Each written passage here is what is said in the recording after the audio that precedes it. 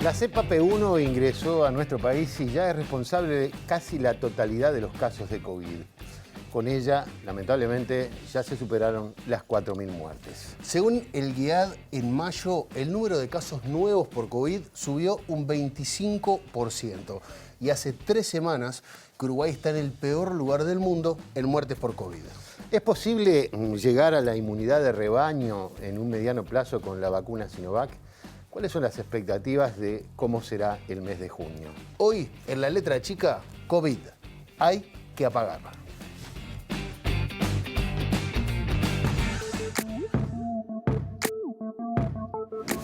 El año pasado, Uruguay, de 3.600.000 habitantes, ocupó titulares internacionales por su gestión ejemplar de la pandemia. Pero hoy lidera la tasa mundial de mortalidad y muestra valores históricos de ingresos de pacientes de COVID a cuidados intensivos. El presidente Luis Lacalle Pou aboga por la libertad responsable de los ciudadanos y se ha negado a confinar a la población.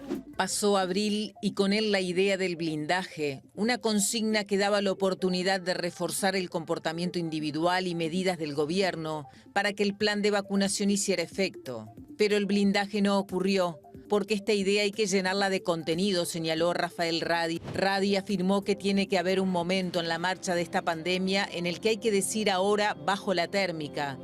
Nosotros dejamos la pelota picando en el área chica, aseguró respecto a la recomendación de blindar abril. Pero esa oportunidad de hacer el gol la perdió el gobierno en la parte que le corresponde y también la sociedad. Esta es la tragedia de este momento histórico. Estamos hackeados por una pandemia que necesitaría apagar la llave general, parar tal vez 3 o 4 semanas para poder detener el contagio. Las medidas restrictivas necesitan medidas duras que los acompañen para que se cumplen, si no, no se cumplen. Y eso significa usar fuerza persuasiva, y este gobierno no lo va a hacer. Que la clave del éxito de países que pudieron ver descensos drásticos o significativos en el acumulado de casos, hospitalizaciones y muertes en cuestión de 2 o 3 meses, de 2 meses, ha sido el uso de medidas bastante más restrictivas para acompañar la vacunación. Hoy somos los peores del mundo y no nos merecemos este escenario. ¿Crees que han habido muertes evitables, como dice la oposición? Yo creo que sí, lo comentaba hace un rato, es muy triste que una enfermedad transmisible, por tanto prevenible, sea la principal causa de mortalidad en Uruguay. Esto se veía venir ya desde diciembre, noviembre, cuando se empezó a disparar, y en ese momento no se tomó la decisión de tomar medidas más drásticas. El SMU decidió además pedir una reunión con el presidente Lacalle Pou, las autoridades de la salud y los gremios del sector. Pide al gobierno introducir cambios en la estrategia, sumar a la campaña de vacunación la adopción de medidas para reducir esa movilidad. Sugiere cerrar las actividades no esenciales por un tiempo acotado, lograr bajar el número de casos y la transmisión comunitaria del virus, con un apoyo económico a los sectores afectados. ¿Qué pasa en nuestra situación actual donde el virus hay mucha transmisión del virus? Obviamente, cuando el virus más se transmite, más se replica en nuestro organismo, más probabilidad hay que se generen nuevas mutaciones y que eventualmente esas mutaciones sean ventajosas para el virus. ¿Ah? Entonces, eso es un problema. Creo que el aviso ya estuvo por los científicos en diciembre, lo avisaron. Y pasó. Y ahora me parece que estamos en una situación, si hace 21 días más o menos que somos el peor de la clase en el mundo, es hora de revisar, ¿verdad? La estrategia. Apagar no es apagar y irse, es apagar con medidas. Apagar no es apagar y arreglate como puedas. Han logrado a través de la publicidad, digamos, o de la forma en que se informa, que los muertos se han convertido en números. Es una estadística nada más. Nadie habla de esos padres, nadie entrevista a los deudos, nadie cuenta la edad que tenía y qué hacía y en qué trabajaba. El gobierno le da la espalda a la gente, que no piensa en ella, que toma actitudes que se parecen casi de burla. porque además nos dicen que es culpa nuestra si la epidemia continúa arrasando como está arrasando. Nos hemos acostumbrado, a eso hemos llegado, a acostumbrarnos a que hay 50, 60 personas que mueren todos los días. Cuando antes se armaba un escándalo bien armado porque morían 6 o 7 en un fin de semana en las carreteras, ahora mueren 50, 60, 70, algunos sin llegar al CTI, algunos de 25 años. Y nosotros nos estamos acostumbrando a eso. Yo no lo puedo creer. Yo creo que tenemos que reaccionar.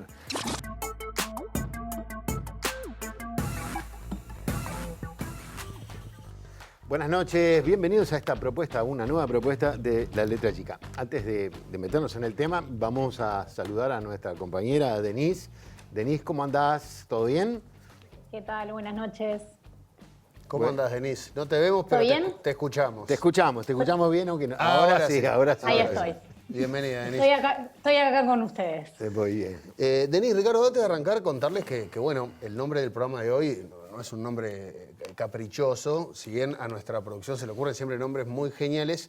En este caso es algo literal que dijo Rafael Radi y que lo vieron plasmado en el informe. El hay que apagar, más que una expresión de deseo, es algo que ha planteado la comunidad científica y resonaba también en el informe, que no es apagar y apagar, es un apagar con medidas. Lo que queremos ver en este programa también es, bueno, a quién le corresponde tomar esas medidas o sugerirlas. Sabemos que desde el Grupo Asesor Científico Honorario han surgido una cantidad de propuestas y bueno, en el programa de hoy vamos a ver lo que es la actualidad hoy del COVID-19 en nuestro país y cuáles de estas sugerencias se han ido adoptando. Así que para empezar, bueno, digamos que esta situación que está atravesando el país con récord de casos, de todos, lamentablemente, el Sindicato Médico de Uruguay se ha expresado y le pidió al presidente de la República una entrevista. Para conversar sobre este tema vamos a recibir al integrante del Comité Ejecutivo del Sindicato Médico del Uruguay, al neurólogo Federico Preve. Federico, bienvenido. Gracias por acompañarnos. Buenas noches, profe. Buenas noches, Diego, Denise. Gracias por la invitación. Un gusto. ¿Cómo evalúa el Sindicato Médico esta situación? ¿Cómo es la capacidad de respuesta sanitaria en este momento desde la perspectiva de ustedes? Bien, bueno, la situación es evaluada de forma unánime por el colectivo médico y en conjunto también con muchas sociedades científicas como gravísima. Es una situación que no dejaríamos decir que es bastante dramática.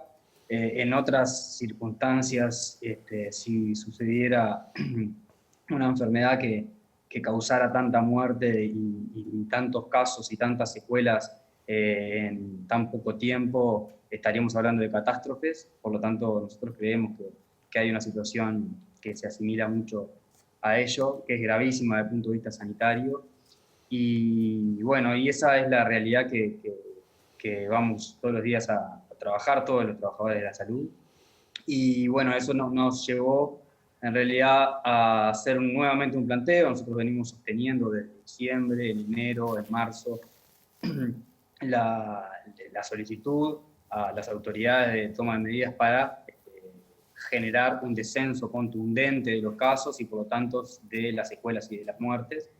Pero bueno, aquí parece de alguna forma verse que hay una tragedia silenciosa, por decirlo de alguna forma, pero si analizamos toda la trayectoria de la pandemia, estamos llegando casi a 300.000 uruguayos que cursaron la enfermedad por el número acumulado de casos que tenemos de la información del SINAE. Si asimiláramos esta tasa que estamos teniendo en el Uruguay de fallecidos, cuando nos sorprendemos con las 300.000 muertes en India, por ejemplo, si la India tuviera la transmisión y la cantidad de casos que tiene el Uruguay hoy, sería más de 1,5 millones de muertes que tendría ese país. Esa es la magnitud del problema. Llevamos más de 4.200 muertos en la trayectoria de la pandemia, pero si analizamos hasta el 31 de marzo, eran aproximadamente 3 fallecidos por día en promedio. Si analizamos abril y mayo, son 55 muertos por día, con todo el dolor que eso implica para las familias y las amistades de esas personas. Y bueno, y con el reclamo de la comunidad científica toda y con el reclamo de los colectivos médicos, organizaciones gremiales y profesionales, de que había una forma, una estrategia integral para mitigar parte de este desastre.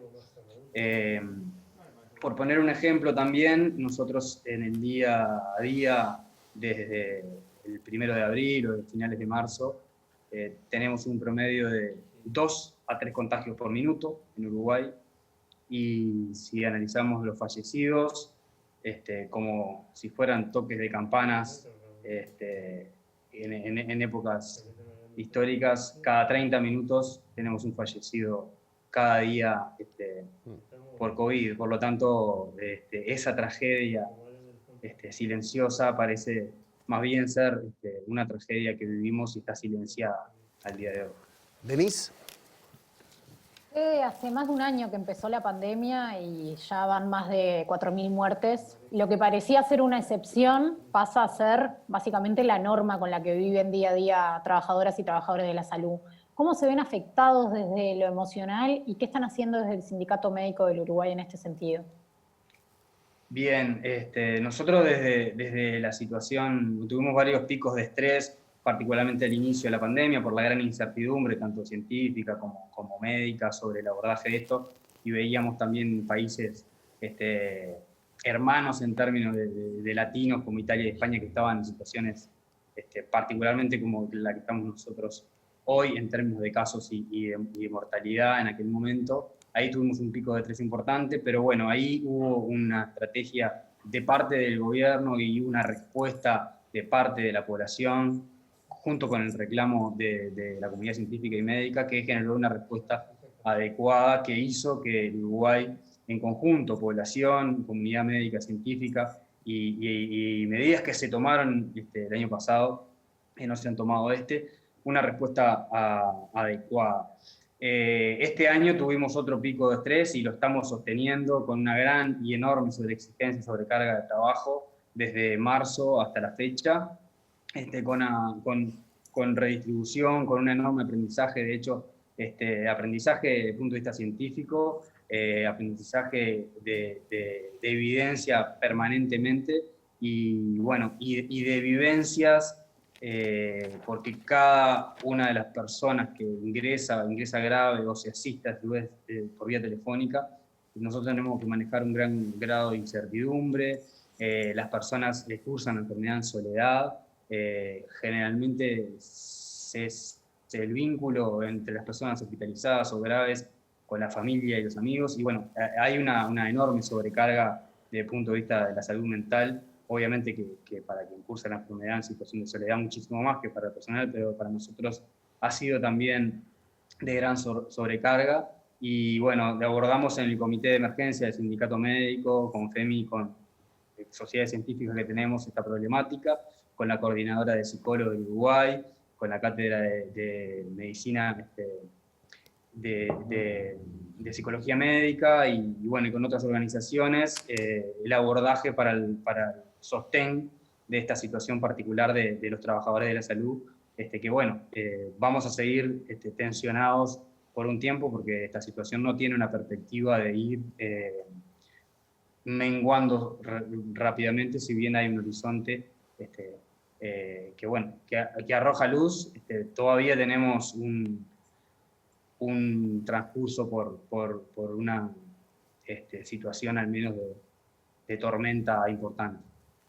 Ahora, ustedes en el comunicado, una de las cosas que priorizan, se viene repitiendo desde hace bastante tiempo, es la reducción de la movilidad como una medida imprescindible. Obviamente esto genera un ruido, genera ese ruido de la respuesta que es, bueno, pero a ver, yo no me puedo quedar en mi casa porque tengo que trabajar. Obviamente que esas respuestas no las tiene que dar el sindicato médico, eso debe venir desde la política, pero desde la parte sanitaria, ¿ustedes consideran que la reducción de movilidad es realmente una medida imprescindible en este momento? Bien, hay varias medidas que desde el punto de vista sanitario son imprescindibles y depende del momento. Nosotros pensamos que esta medida era imprescindible en enero, cuando teníamos menos de 800 fallecidos y un índice de transmisión del virus mucho más bajo. En marzo, cuando la ola ya estaba llegando a esta cresta, y en este momento. ¿Por qué? Porque hay que tener una estrategia integral, no hay que tener estrategias parciales o focalizadas o de alguna forma hemipléjicas. Las estrategias completas implican retomar hilos epidemiológicos. Para poder retomar los hilos epidemiológicos y controlar y cuarentenar a los casos y a los contactos, hay que bajar la transmisibilidad comunitaria cuando esto se pierda. Tenemos un índice de transmisibilidad altísimo, con un porcentaje de positivos que ronda el 20% todos los días. Por lo tanto, además de eso, sabemos que se nos están escapando diagnósticos. Para eso, sin dudas, hay que disminuir el contacto entre las personas y la movilidad. Esto acompañado, esto para la reducción en el corto plazo y retomar los hilos epidemiológicos, que con un nivel adecuado de testeos nos lleve a una estrategia más contenedora y focalizadora de brotes, que lo perdimos ya desde diciembre. Para ello hay que reducir tajantemente la movilidad en todo el país, quizá con alguna diferencia territorial, sí, porque hay lugares donde es peor que otros. Esto pensando en un mediano plazo que la vacunación sea efectiva. Y también sabemos que con altos índices de contagios o de casos diarios y de transmisibilidad comunitaria, la eficiencia de la vacuna va perdiendo terreno en términos relativos mientras esto se vaya dando en concomitancia. Por lo tanto, pensamos en una mirada global, una mirada que reduzca la movilidad, que baje las cortinas, que baje esas cortinas y que tanto las personas trabajadoras como aquellas empresas que bajen las cortinas durante un periodo acotado de tiempo, que puede ser de 2 a 3 a 4 semanas, esto genere la reducción de todos los servicios no esenciales, obviamente con una complementación, apoyo, subsidio, como se le quiera llamar, porque obviamente esos trabajadores y esos empresarios precisan el día a día para vivir durante esas semanas, y en ese periodo con una reducción más drástica y profunda de la movilidad, acoplada al avance de la vacunación y al eventual retome de los hilos epidemiológicos en ese periodo, pueda poner al Uruguay en un número de casos que sea factible la contención de la pandemia, que hoy está totalmente desbordada desde el punto de vista asistencial y desde el punto de vista epidemiológico. Pero Federico, ¿sí? Perdón, porque ustedes están planteando sugerencias para este plan integral, que sería la manera, según el sindicato médico, la mejor manera para intentar mitigar, para volver a tener el hilo epidemiológico, pero ¿cuál es el plan que hay hoy? O sea, ¿cuál es el plan que tenemos hoy en Uruguay desde el punto de vista sanitario para empezar a salir de esto? O sea, ¿hay un plan? Sí, a ver, yo creo que esto que nosotros analizamos día a día tiene que ver con una mirada a nuestro criterio sesgada. El plan que a nosotros vemos y que por las conversaciones que hemos tenido, único del gobierno es la vacunación.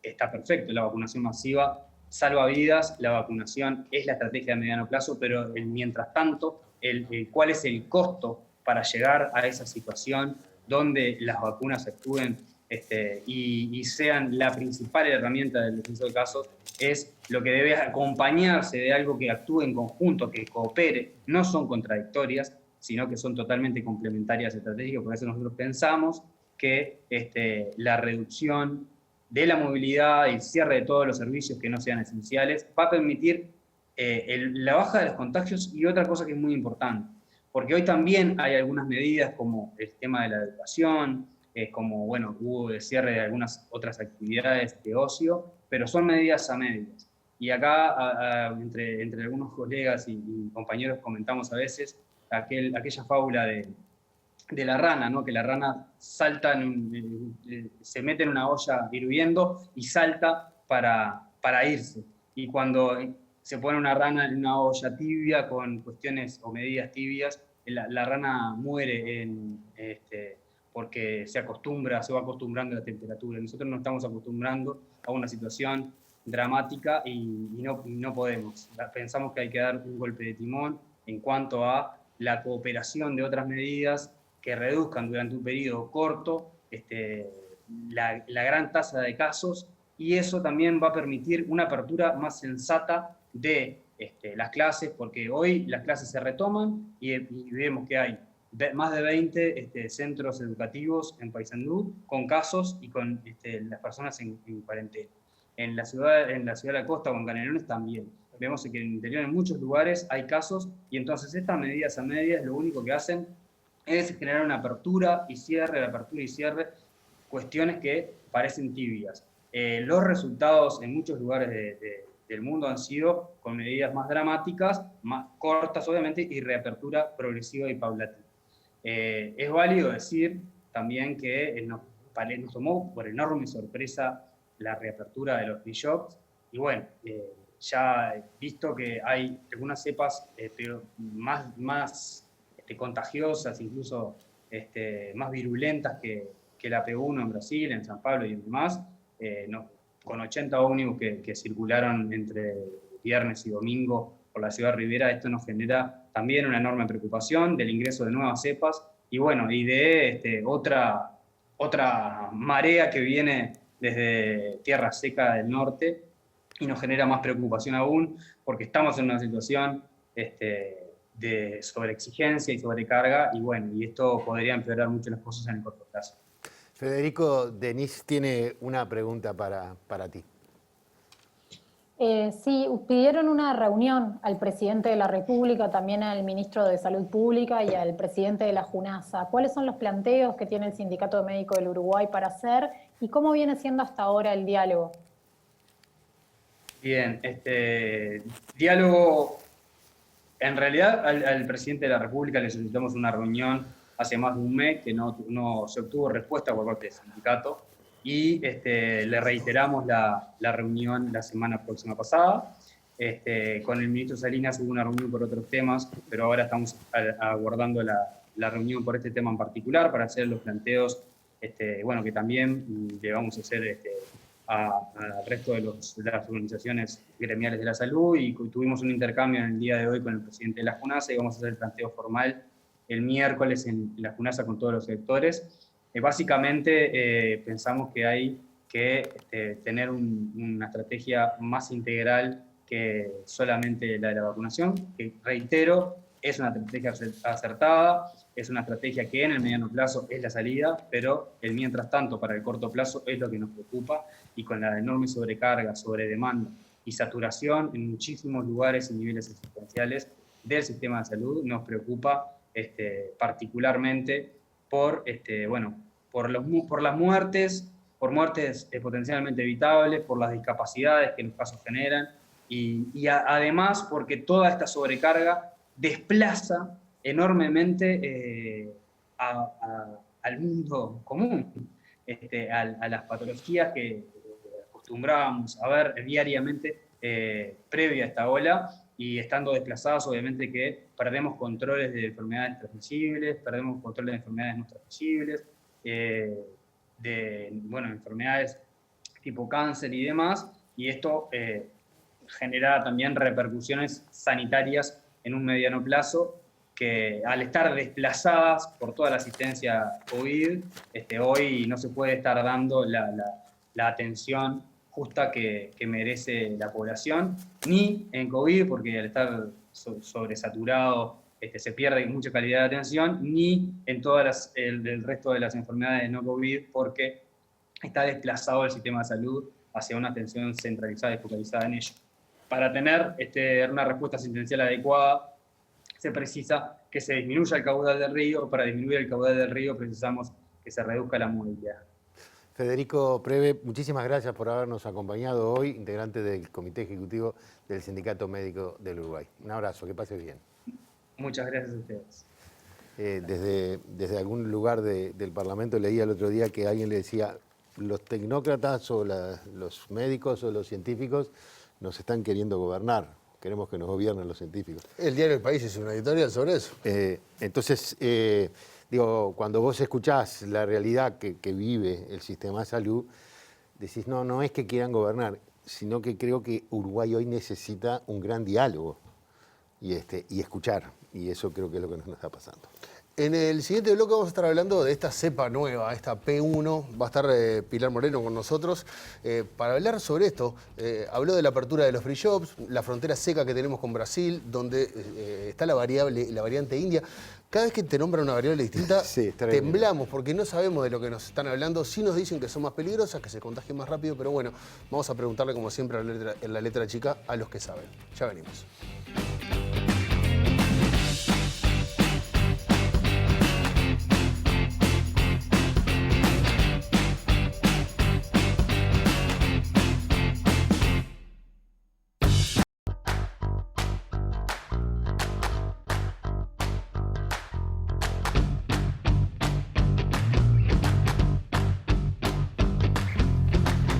Seguimos en la letra chica y un dato. El 99% de las muestras de pacientes con coronavirus analizadas en las 2 primeras semanas de mayo por el Grupo Interinstitucional en Vigilancia Genómica son de la variante P1, originada en la ciudad de Manaus, Brasil, que por otro lado puede ser sede de la Copa América. Sí, además. Ya es como fantástico todo. ¿Cuáles son las características de esta cepa y cómo responde a la vacunación con las vacunas que tenemos nosotros? ¿Qué se debe hacer con esta nueva cepa en nuestro país? Bueno, para conversar sobre esto recibimos a Pilar Moreno, doctora en Ciencias Biológicas e investigadora del Instituto Pasteur y de la Universidad de la República. Bienvenida, Pilar. Muchas gracias por la invitación. Un placer. Pilar, ¿cuáles son las características de esta cepa? ¿Por qué se dice que es más agresiva y más expansiva o que se contagia más rápido y que se expandió tanto en la región? Bueno, esta es una variante de las que llamamos variante de preocupación. Variante de preocupación. De preocupación. Ya el nombre... Claro. Exacto, tenemos variantes de interés, variantes de preocupación y variantes de alta consecuencia, que aún no tenemos ninguna variante en esa clasificación. ¿La India entraría ahí? No, todavía no tenemos ninguna. No. En realidad, para entender un poco, las variantes virales se generan como parte del proceso natural de los virus, que cuando, para decirlo en palabras fáciles, se multiplican dentro de nosotros, tienen que copiar su material genético, entonces empiezan a meter errores. Eso es lo que llamamos mutaciones. Variantes que se generan todo el tiempo. Generalmente esas variantes le provocan desventajas al virus, entonces esos virus hacen que se extingan porque no son tan buenos como otros, entonces tienden a extinguirse. Otras mutaciones no les causan nada, simplemente siguen como están. Y tenemos algunas mutaciones que le dan alguna ventaja al virus. ¿Qué ventaja? Bueno, por ejemplo, transmitirse más. Por ejemplo, causar mayor mortalidad, mayor enfermedad y también poder evadir a los anticuerpos generados por el propio individuo en una infección anterior o por las vacunas. Esas son, cuando una variante tiene esas características y está probado que las tiene, o sea, tenemos evidencia de que tiene alguna de estas características, es lo que llamamos variante de preocupación. P1 es una variante de preocupación. ¿Por qué? Porque tiene algunas mutaciones que hacen que esta variante sea más transmisible, es hasta 2,5 veces más transmisible, y a su vez puede evadir parcialmente los anticuerpos generados en una infección anterior. ¿Qué quiere decir eso? Que te podés reinfectar. Existe la chance de que te puedas reinfectar. ¿Qué pasa con los anticuerpos generados por la vacuna? Bueno, P1 los evade parcialmente, pero no los evade totalmente. Quiere decir que las vacunas siguen siendo efectivas, porque las vacunas no solo estimulan la producción de anticuerpos, sino que estimulan también la producción de otras células del sistema inmune que siguen atacando al virus. Entonces, por ahora, la vacuna no sería un problema, debemos de seguir vacunando, porque es, digamos, como que te fueras a enfrentar contra un rival, o sea, vos te vas a enfrentar contra un rival a una lucha más fuerte. ¿Qué es mejor? Ir sin ninguna preparación y decir, bueno, voy, que sea lo que Dios quiera, o ir con algo. O sea, lo que hacen las vacunas es entrenar a nuestro sistema inmune. Entonces vamos a estar mejor preparados para combatir contra ese cepa P1. De hecho, los resultados que son muy preliminares, pero que mostró el Ministerio de Salud Pública, muestra un buen balance de lo que fue la vacunación a pesar de que sabemos que P1 está circulando fuertemente en el país. Y eso es una buena noticia. Denise. Sí, Pilar, en abril y mayo las muertes aumentaron muchísimo. ¿Se ha estudiado si la mortalidad tiene que ver con la conexión con esta cepa o simplemente el aumento de la mortalidad se debe al aumento de los contagios? Buenísima la pregunta, Denise. En Paraná, Brasil, lo que se había visto, que fue donde hay un estudio grande hecho, era que había aumentado la mortalidad. Lo que no se sabe, por ejemplo, hay en franjas etarias, además, más jóvenes. O sea, veían que en las franjas etarias entre 20 y 29 años había aumentado 3 veces la mortalidad.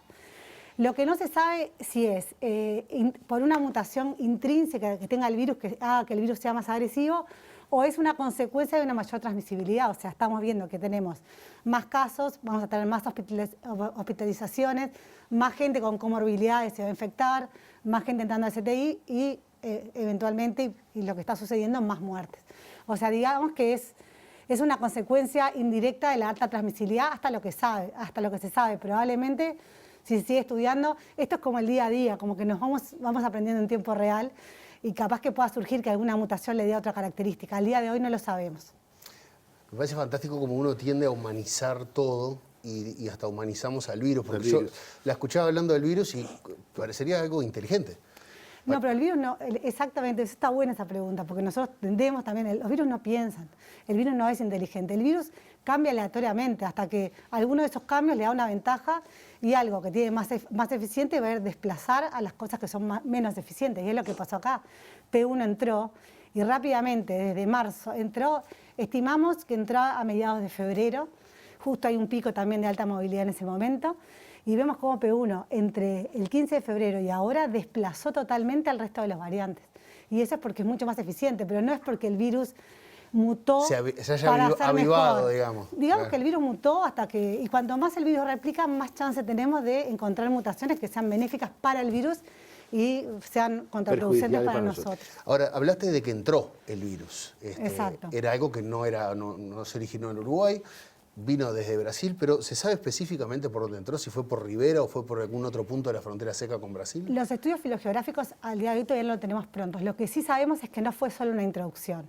De hecho, lo que nosotros vemos es que al inicio hubieron al menos 12 introducciones independientes. ¿Qué quiere decir? Que no fue que entró una persona con P1 y generó un brote grande, sino que varias personas entraron y generaron clúster de diseminación local. Y eso muestra como que, bueno, obviamente la fluctuación en la frontera es un tema. De hecho, hubo muchos casos que hubieron en fraiventos que fueron derivados también de un viaje a Rivera. Por una ceremonia religiosa fue ese caso. Exactamente.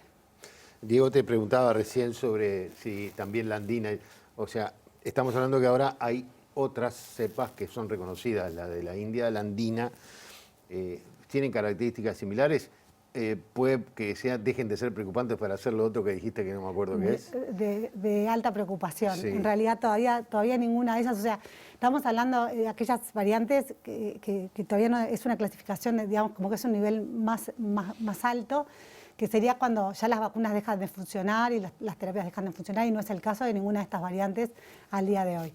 Es verdad que está la cepa andina, que no es una cepa de preocupación, es una cepa de atención, porque tiene algunos cambios que parecen darle mayor transmisibilidad, pero todavía no está probado. Por eso todavía, digamos que no está en la categoría de preocupación, pero sí es cierto que de las muestras estudiadas en Perú, el 80% son C37, que es la variante andina, y le decimos andina y a veces lo llamamos por los nombres de los países porque es donde se originaron, pero hoy en día estas variantes están en todos lados. Claro. La variante andina está casi en 19 países ya. De hecho, acá en Buenos Aires ya hay un 42% de las muestras que se estudian que son C37. Y bueno, la variante india ya entró a Brasil. Entonces, en realidad, lo cierto es que esto pasa a ser parte de la evolución natural del virus y que vamos a tener que convivir con ello. Ahora, ya sabemos que viene para acá, o sea, va a llegar. Y probablemente sí. Nosotros tenemos fronteras abiertas, frontera seca con Brasil. Como llegó la P1, va a llegar la India también. Y bueno, y Argentina tiene la cepa también, la británica. Así que, digo, en realidad... Seguramente llegue en algún momento también. Exactamente. Y en esa categorización que hiciste de que el virus va a trabajar para sostenerse, estas que pueden llegar, ¿pueden sustituir a la P1 o no sabemos y eso? Eso aún no lo sabemos. Sí sabemos que la cepa, la India, está desplazando a la cepa británica en UK. Eso sí es algo que se está viendo ahora. Ahora sabemos que contra Brasil tenemos que ver qué pasa con la P1. Claro. O sea, quién tiene, digamos, más eficiencia para perdurar o si pueden ambas perdurar. De hecho, ahora en Vietnam, por ejemplo, se encontró una nueva variante que parece ser una combinación entre la variante británica y la variante india, porque también cuando vos tenés diferentes variantes circulando a la vez, empiezan a haber más chances también de que esos virus se combinen entre ellos. Si una persona se infecta con dos virus diferentes, puede ser que se intercambie material genético y surja una variante diferente, que es lo que aparentemente son resultados también preliminares, es lo que está pasando en Vietnam ahora. ¿Denise? Sí, Uruguay tiene un poco más de 1 millón de personas que ya tienen las 2 dosis de la vacuna, pero los casos parecen seguir aumentando y no parecería ser que cambiaría la tendencia en los próximos días. ¿A qué número tiene que llegar la vacunación para que empecemos a ver resultados? Y otra pregunta tiene que ver con si podemos esperar que haya buenos resultados de la vacunación si no va acompañado necesariamente de una reducción de la movilidad. Bueno, primero que nada, nosotros estamos en un 29% aproximadamente de personas vacunadas con 2 dosis. Los resultados que presenta el Ministerio en el reporte ese preliminar que hace son bastante auspiciosos, de 700.000 personas vacunadas con Sinovac. Hay 5.000 infectados, 19 entran a la CTI y 6 muertos, lo cual habla de una eficiencia de la vacuna bastante buena. Hoy el Instituto Butantan habló de...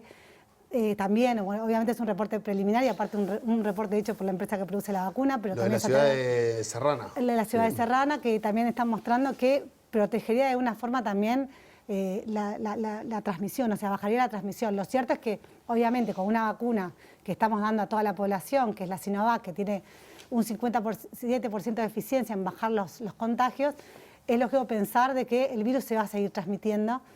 Lo que sí nos va a permitir, capaz que ver más rápido, es el descenso, esperemos, en ingresos al CTI y en muertos. Esa es una realidad. Creemos que sí, quizás para proteger la vacunación se hubiera esperado al inicio. Digamos, yo lo miro como científica. O sea, uno piensa que como científica lo que puedo decir es que para detener la transmisión del virus, el virus se transmite con nosotros y se transmite en los contactos entre nosotros. Entonces, obviamente, la baja de movilidad hubiera sido algo esperable en el momento de la vacunación. También es cierto que las decisiones políticas implican otros factores que realmente, yo probablemente me exceden. O sea, yo como científica y con lo que sé del virus y la forma de frenar los contagios es frenar la movilidad. Ahora, si yo ya tuve coronavirus, ¿cómo responden los anticuerpos generados por mi coronavirus anterior, digamos, a esta P1? O sea, ¿me sirven? Porque mucha gente se empezó a agarrar un folclore de esta cosa de decir, no, te agarraste coronavirus, olvidate, era como la hepatitis, ¿viste? No, quedate tranquilo que ya sos inmune, ahora... Pero con la P1 cambia un poco la jugada. ¿Y cómo responden las vacunas que tenemos acá, la Coronavac y Pfizer, a esta nueva cepa? Bueno, con respecto a las reinfecciones, hay posibilidad de reinfectarse. No es lo más común, pero sí sabemos que P1 puede evadir los anticuerpos generados en infecciones anteriores. Con respecto a las vacunas, lo que se está viendo, nosotros estamos hablando de que Uruguay tiene casi la totalidad de las muestras que por lo menos nosotros analizamos en este grupo de trabajo interinstitucional, son P1, y los resultados de la vacunación están siendo relativamente buenos, o sea, son estudios preliminares, pero esperemos que se hagan en la brevedad estudios más robustos y que nos muestren que hay un efecto. O sea, si bien la vacuna no fue diseñada para combatir a P1, es lo que yo te decía, uno entrena el sistema inmune y no son solo los anticuerpos, sino tenemos una inmunidad que se llama de células T, que también tiene memoria y también podrían combatir a P1. Lo cierto es que no debería peligrar la vacunación por la cepa P1, por lo menos hasta este momento. De hecho, Chile, que también tiene circulación de P1, capaz que menor que nosotros, también tiene buenos resultados con Sinovac.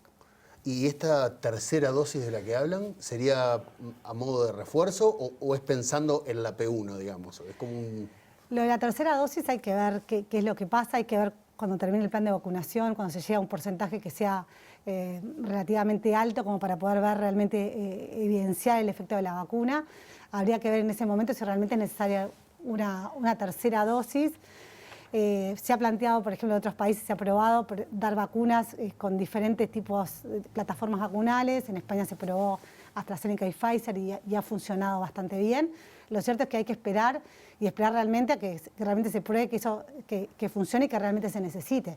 También podemos pensar que si mañana el virus sigue cambiando, tener un plan de vacunación como tenemos contra la gripe, que anualmente se reformula dependiendo de las variantes que circulan. Y bueno, eso sería otra de las opciones. Lo cierto es que esto es aprendizaje en tiempo real y bueno, y salen los ensayos clínicos y bueno, y se ponen y estamos ensayando, como que el mundo ha pasado a ser un gran laboratorio y estamos ensayando en campo. Muy bien, Pilar, muchísimas gracias. No. Muy clara, viste que estaba muy nerviosa. Súper clara. Muchísimas gracias a ustedes. Vamos a traer más seguido porque así aprendemos pila. Encantada.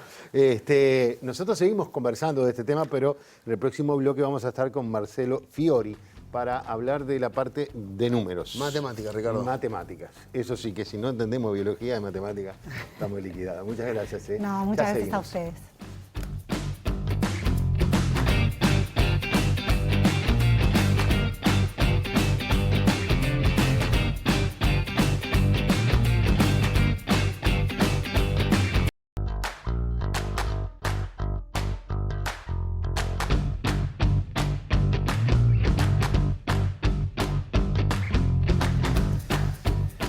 Bien, seguimos adelante en la letra chica. Todos los días recibimos cifras, ¿no? Hace ya mucho tiempo que estamos esperando que salgan las informaciones y que nos digan, bueno, los números de esta situación de pandemia.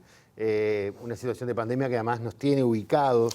Perdón, números que nos han puesto a discutir, porque en algún momento también tuvimos la visión que no son números, muchas veces esas cifras son personas. Son personas, por supuesto. Lo hemos pasado a números y se ha convertido como una tómbola rara de casos y de números y de bajas y de gráficas que terminan siendo personas. Sí, de estadísticas de posiciones en el mundo, de somos Rankings. los mejores, somos los peores, Sí. estamos en el medio, como si fuera el ranking de la FIFA. Es lo que decía Butazzoni el viernes, ¿no?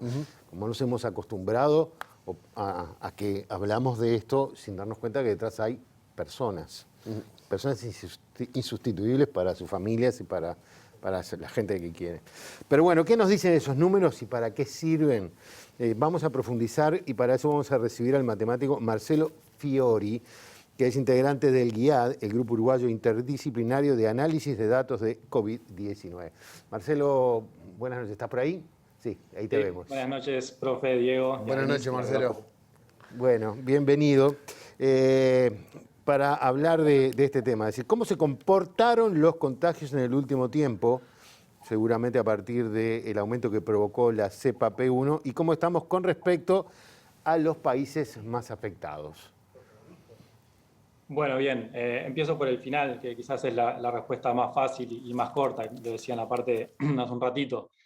Salvo 2 o 3 islas muy chiquititas, con muy pocos habitantes, Uruguay es el país con más casos nuevos por cada 100.000 habitantes ahora, y recientemente también es el país con más casos acumulados, desde que comenzó la pandemia, digamos, en Latinoamérica. ¿Sabes? O sea, tenemos registrados, ahí hay un tema de subregistro, Brasil y Argentina tienen un mayor subregistro que nosotros, pero bueno, en casos registrados estamos por encima, en casos acumulados, incluso que Brasil y Argentina. Somos también los primeros en Latinoamérica. Sobre la P1 y el último tiempo, a ver, los contagios ya venían en un crecimiento preocupante desde antes que se detectara la variante P1. Muy brevemente, recordemos cómo creo que todos lo tenemos en mente, pero igual aprovecho para introducir alguna terminología. Muy buena parte del 2020 la epidemia se mantuvo controlada gracias a la estrategia Tetris, que es la sigla en inglés para testeo, rastreo y aislamiento de contactos. Es eso que ya todos sabemos cómo funciona. Eso dejó de ser cierto a fin de año, cuando bueno, se perdió muy fuertemente el hilo epidemiológico y allí tuvimos un crecimiento muy grande. Y bueno, luego, sobre fin de año, hubo una serie de medidas y tuvimos un descenso de la movilidad. Bueno, antes tuvimos un ascenso de la movilidad junto con la pérdida del hilo epidemiológico y ahí llegamos a esa primera zona, digamos, fuera de esa zona verde o esa zona Tetris que fue en noviembre-diciembre. A finales de diciembre tuvimos una caída en la movilidad que llegó asociada después a una caída en la cantidad de casos y luego retomamos en febrero nuevamente el crecimiento. Todo eso ya planteaba un escenario muy preocupante desde antes que se detectara la P1. Recién escuchaba a Pilar que decía que probablemente las primeras introducciones hayan sido en febrero. Pero bueno, la variante P1 sin duda jugó un rol, hizo su aporte, pero no es la que nos trajo hasta acá. Digamos, lo que nos trajo hasta acá fue ese crecimiento sostenido que tuvimos desde fin de año. Denise. Otro indicador que fue constante durante el último tiempo y preocupó en particular los últimos 2 meses tiene que ver con la cantidad de muertes, de personas muertas. ¿Se comporta parecido al número de contagios? Y respecto a esto, ¿en qué lugar se encuentra Uruguay respecto a los países más afectados del mundo? Bien, bueno, comienzo de vuelta por el final porque es muy parecido. En estos momentos y desde hace ya, yo creo que 3 semanas, somos el país con más fallecimientos por cantidad de habitantes. Ahora justo junto con Paraguay, que ha crecido en los últimos días, pero ya desde hace ya 3 semanas somos el país con más fallecidos y es una situación sumamente preocupante. Lo venimos diciendo desde hace mucho tiempo, ¿no? Que es algo que parece increíble que nos estemos acostumbrando a ver que hoy hay 63 fallecidos y que desde hace ya tanto tiempo, tantos 2 meses, digamos, tengamos este nivel. Es algo que no es aceptable que nos acostumbremos. Me preguntaba si se comporta parecido el número de fallecidos al número de contagios. En términos generales, sí. O sea, un cierto porcentaje de los casos nuevos lamentablemente terminan desarrollando cuadros graves y una cierta cantidad de días después y algunos de ellos también falleciendo, ¿no? El porcentaje exacto ese va variando un poco, levemente. Por ejemplo, comentaba Arturo Briva, uno de los intensivistas del GACH, que cuando la cantidad de pacientes en CTI superó una cierta cantidad de camas, que eran la cantidad de camas disponibles que tenían antes de ese aumento de camas que se vio, que fue muy importante y que era muy necesario. Pero bueno, decía, antes de ese aumento de camas había unas 800 camas. Cuando la cantidad de pacientes superó, en CTI superó esas 800 camas, que digamos está asociada con la capacidad de asistencia que tiene el centro de terapia intensiva, ahí se comenzó a ver un incremento en la cantidad de fallecidos con respecto a la cantidad de altas. O sea, las camas que se liberan de CTI se liberan por altas y por fallecimientos. Y hasta ese momento era más o menos mitad y mitad. Y a partir de ese momento comenzó a ser más la cantidad de fallecidos que camas que se liberaban por los fallecimientos que por las altas. Entonces, bueno, además de que eso muestra lo exigido que está el sistema sanitario en todos los niveles, ¿no? Pero ahora, en este caso en el CTI, eso también influye en cuál es ese porcentaje, en esa letalidad, digamos, en el porcentaje de casos nuevos que luego terminan falleciendo. En grandes números, de todas maneras, este virus, esta enfermedad, es un relojito, digamos, y las estadísticas funcionan bien cuando los números son grandes, que es el caso en el que estamos. O sea, ya sabemos que cierta cantidad de los casos nuevos, lamentablemente, van a desarrollar cuadros graves, y eso se viene cumpliendo. Cuando uno mira las curvas de casos nuevos, de casos ingresos a CTI y de fallecimientos, son curvas muy parecidas trasladadas en el tiempo. Entonces, sí, se comportan parecido más allá de esas pequeñas variaciones. Queremos aclarar también que Marcelo, aparte del GIAD, es integrante del GACH. Y hablando de números, tengo los números de hoy. 3.046 casos nuevos, 63 fallecidos, 36.654 casos activos y 564 pacientes ingresados en terapia intensiva. Ahora, Marcelo, el GACH presentó una propuesta para que la publicación de los datos sea abierta, que básicamente cualquier persona puede acceder, crear nuevos servicios, generar una investigación. ¿Cómo es esto y cómo vienen siendo hasta ahora los datos? ¿Cómo se manejan? ¿Cómo se comparten? ¿Cómo les llegan a ustedes? Bien. Bueno, yo de eso estoy un poco más lejos de este tema, soy más un usuario de los datos que más cerca de la generación o de la parte más técnica. Los datos que publica, los datos públicos, digamos, son los que ustedes ven, ¿no? Los informes que se publican en el SINAE. A diferencia de algunos otros países, por ejemplo, en la región, ya en Chile, en Buenos Aires, en Río Grande do Sul, o sea, nuestros vecinos más cercanos, tienen una política de publicación de datos distinta, donde se publica, por ejemplo, la fecha de inicio de síntomas, si requirió internación, un montón de datos que en el agregado, digamos, no son datos sensibles, por supuesto anonimizados, la vacunación, cantidad de, bueno, un montón de datos que en Uruguay no se publican usualmente. De hecho, una de las primeras aportes importantes del GIAD, además de los primeros reportes, fue el de sistematizar y dejar disponibles los datos para que cualquiera que quisiera hacer su análisis, sus estudios o lo que quiera, los pueda bajar. El GIAD, todas las noches se miran el informe que acabas de decir, Diego, y se guardan esos números en una tabla y están disponibles para bajar. Eso que en Chile lo hace el Ministerio de Salud, creo, o el Ministerio de Ciencia, en Buenos Aires también, en Río Grande do Sul también. Bueno, acá en Uruguay el GIAD es el que está haciendo, digamos, ese papel de dejar los datos de manera pública. Entonces, esta solicitud del GACH, que ya tiene en realidad varios meses, digamos, que se viene conversando con las autoridades, viene un poco, digamos, con ese planteo. Ahora, perdón, porque una de las cosas que más la gente reclamó cuando arrancó la vacunación y aumentaron el número de fallecidos era saber cuántas de estas personas fallecidas contaban con cuántas dosis, por ejemplo. ¿Eso no se puede considerar hoy un dato sensible entre los que se comparten públicamente? Los datos sensibles, de vuelta, esto está muy lejos de ser mi especialidad. Sí, y perdón por la pregunta. No, está bien. Los datos sensibles tienen que ver con cuando uno puede identificar personas, ¿no? O sea, si fallecieron solamente 3 personas, entonces dar información sobre eso es fácilmente identificable cuáles fueron las personas que tuvieron tal o cual cosa que se publica.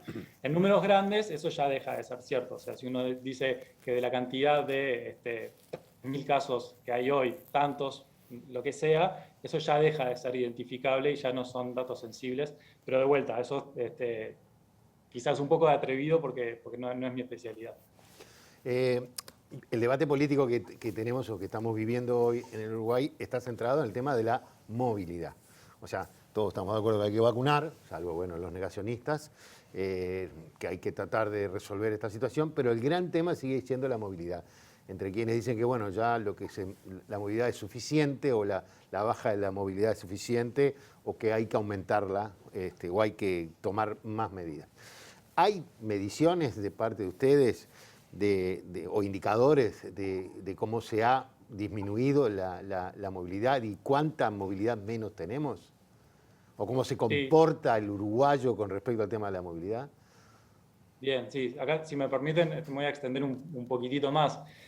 Indicadores sí hay. De hecho, en la página del GIAD estamos publicando desde hace algunas semanas un indicador que calculamos nosotros a partir de los datos que publica Google, que básicamente miden cuánto creció o decreció la movilidad en distintos rubros respecto a enero-febrero de 2020. Nosotros los combinamos de una manera, de acuerdo a algunos estudios que hicimos, y eso está público ahí en la página del GIAD. Esos indicadores, bueno, primero, ¿qué muestran? Muestran que en marzo, hasta antes del 13 de marzo de 2020, teníamos una movilidad normal, tuvimos una caída muy abrupta, por supuesto, ya todos nos acordamos, en marzo-abril de 2020, y luego se fue recuperando, y luego tuvo algunas oscilaciones que quizás ahora entremos en eso. Nosotros venimos estudiando este tema ya desde hace prácticamente un año, y el primer informe que sacamos con el GIAD estudió cuál era la correlación de la movilidad con la tasa de contagios en junio-julio de 2020. En ese momento, lo decíamos hace un rato, la epidemia estaba controlada básicamente por el Tetris, por el rastreo y aislamiento de los contactos. Entonces, en ese momento lo que observamos era que la movilidad no estaba tan significativamente correlacionada con los contagios. Eso estaba bien, digamos, que fuera así, porque era en un momento en el cual la mayor fuerza era la del Tetris. Estamos en una zona de control, en una zona verde, digamos, del índice Harvard. Eso, como decíamos, dejó de ser cierto en noviembre-diciembre, y ahí nosotros presentamos otro informe que creo que salió publicado en febrero, pero que ya empezamos a comentar desde antes, que correlaciona en una veintena de países, estudiamos, incluido Uruguay, una veintena de países similares a Uruguay en algunas características, y ahí estudiamos cómo se correlaciona la movilidad con la tasa de contagios, y encontramos una correlación significativa. O sea, cuando la movilidad es alta, los contagios suben; cuando la movilidad es baja, los contagios decrece la cantidad de casos. Y finalmente, tenemos otro informe que está por salir publicado que profundiza un poco más en ese tema en el caso de Uruguay. En particular, este índice, que es el que publicamos en la página del GIAD, parece estar muy correlacionado con el R, que es un término técnico, es la tasa de reproducción, no importa a qué viene, pero es la que lleva adelante la epidemia, digamos, la que guía, la que te dice si estás creciendo o si estás decreciendo, si quieren pensarlo así. Bien. Si el R es mayor que 1, estamos en crecimiento, si el R es menor que 1, estamos en decrecimiento de cantidad de casos. Y ese indicador, que es el que te dice cómo están evolucionando los casos, está muy atado a la movilidad, a este indicador de movilidad 15 días antes. Y bueno, se vio en Uruguay, se vio como a fines de diciembre hubo una conferencia del Poder Ejecutivo en la cual se presentaron una serie de medidas, entre las cuales estaba el cierre de fronteras, por ejemplo. Eso coincidió con el cierre, con el fin del año lectivo y con el comienzo de las licencias, la dinámica de enero, que es distinta. Entonces ahí cayó la movilidad, y 15 días después cayeron los contagios. Fue que tuvimos el pico ese y de ahí empezó a decrecer. En febrero retomamos muchos la vida un poco más activa, un poco más laboral, y 15 días después, alrededor de mediados de febrero, volvió a crecer la cantidad de contagios. Luego, a mediados, fines de marzo, hubo otra conferencia donde se anunciaron otra serie de medidas. La movilidad volvió a caer hasta el último domingo de turismo.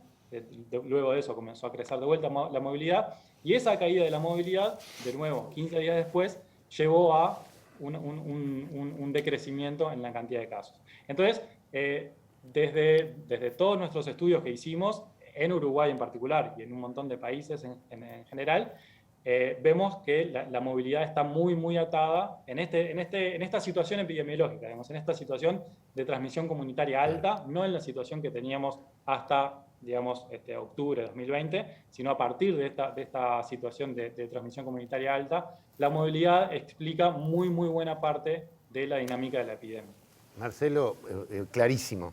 Te agradecemos muchísimo que hayas participado esta noche y bueno, seguiremos en contacto para irnos, para ir teniendo más en cuenta todas estas cosas. Muchas gracias por acompañarnos. Un placer, gracias a ustedes. Nos tenemos que ir. Demasiado claro para mi gusto. Sí. Yo ya me voy con mucha información. Es muy interesante lo que plantea. Está Denise por allí para despedirnos. Simplemente que está claro que la disminución de los contagios, el único camino que tiene es la disminución de la movilidad. La disminución de la movilidad es una discusión política y económica. Que se tiene que dar. Que se tiene que dar y que tiene que llegarse a un acuerdo para que eso pueda funcionar y no sigamos tapando los oídos y los ojos ante la realidad que estamos viviendo. Denise. Sí, y ojo con subestimar también de las vocerías del gobierno, ojo con subestimar la pandemia, ojo con subestimar el dolor de las personas, ojo con subestimar todo lo que estamos viviendo y ojo con creer que esto es un paréntesis temporal. La gobernabilidad de estos años va a estar atravesada por la pandemia en todo sentido, entonces estas son las reglas del juego y hay que tomar decisiones y las decisiones tienen que ser salvarle la vida a la gente. Parecería ser que, dado los casos que vemos día a día, muchas familias están perdiendo a sus seres queridos y no parece haber una salida. Entonces, tenemos que empezar a visualizar cómo se logran estrategias responsables y cómo también se logra un acuerdo social para esas estrategias responsables, porque como vimos durante muchísimos programas, no es solo salud, también es economía y también es el bienestar de las personas en todo sentido. Nos vamos nosotros, pegadito, se viene un gran programa de relatos. Hablamos de la seguridad social el otro día. Sí. Hoy Relatos tiene que ver con el futuro del trabajo. ¿Cómo se imaginan el trabajo en el futuro? Va a ser raro, por lo menos. Yo no tengo ni idea cómo me lo imagino. Mañana tenemos otro gran programa, Ricardo. Exactamente. Vamos a estar hablando de la migración, fronteras en disputa. Hasta mañana. Gracias por habernos acompañado.